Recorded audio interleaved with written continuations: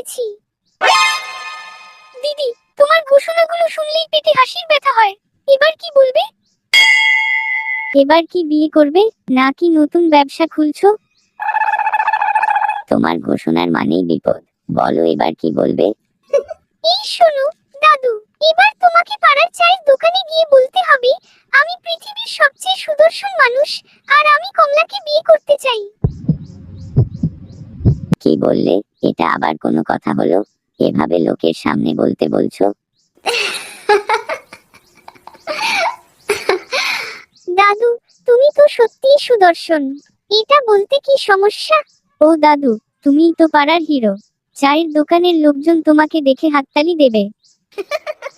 আর আমি পুরো ভিডিও বানিয়ে সোশ্যাল মিডিয়ায় আপলোড করব।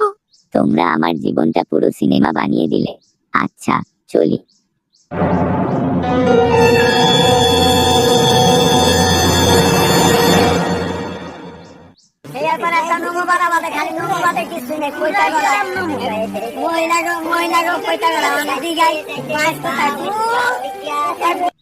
দাদু, আজ আবার কি মিশনে বেরিয়েছো? আমি কিছু বলবো, সবাই মন দিয়ে শোনো। কি বলবে দাদু? আমি পৃথিবীর সবচেয়ে সুদর্শন মানুষ আর আমি কমলাকে বিয়ে করতে চাই।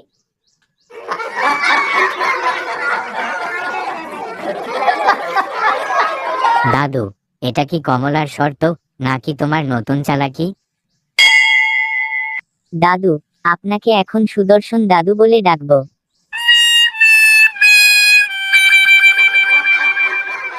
দাদু, তুমি এখন ভাইরাল হতে চলেছো। তোমরা হাসো, একদিন আমিও তোমাদের নিয়ে মজা করব।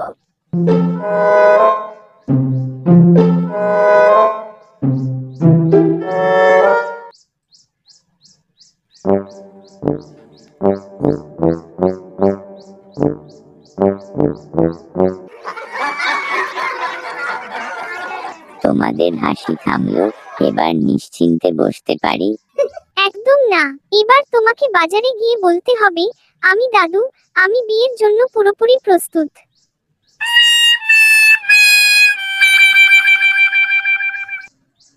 কমলা, তুমি কি দাদুকে পুরো পাগল বানিয়ে ছাড়বে? দাদু, তোমার সাহস দেখে আমি অবাক। দাদু, এবার ভিডিওটা আরো বড় হবে। ঠিক আছে, এবার যা বলবে করে আসবো।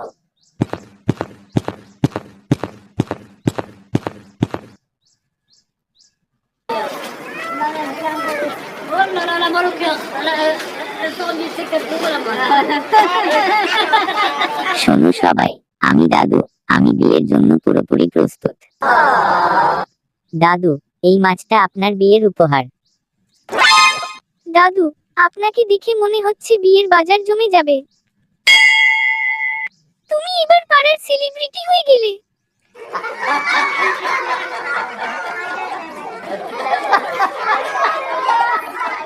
তোমাদের হাসি থামাও, আমি চলে যাচ্ছি।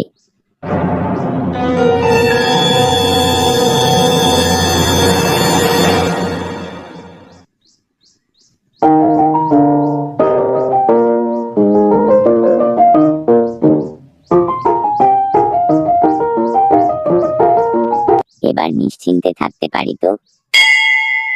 একদম না, এখন তোমাকে আমার মায়ের শর্ত মানতে হবে। তোমার মায়ের আবার কি শর্ত? সেটা জানতে হলে মায়ের সামনে যেতে হবে।